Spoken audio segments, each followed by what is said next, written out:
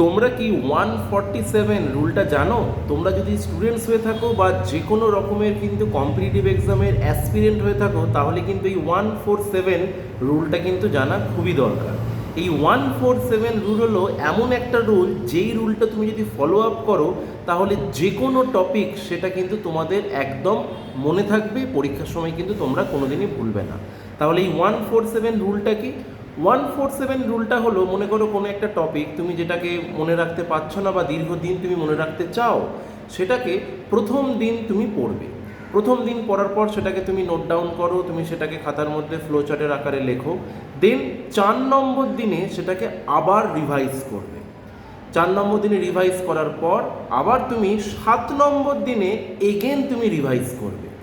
এই 1 নম্বর দিন, 4 নম্বর দিন আর 7 নম্বর দিন, এই 3 দিন যদি তুমি কোনো একটা টপিককে রিভাইজ করো, তাহলে তুমি কোনো দিন ওই টপিকটা কিন্তু ভুলবে না। আরও এরকম শর্ট টিপসের জন্য সায়েন্স শর্টকে ফলো করো।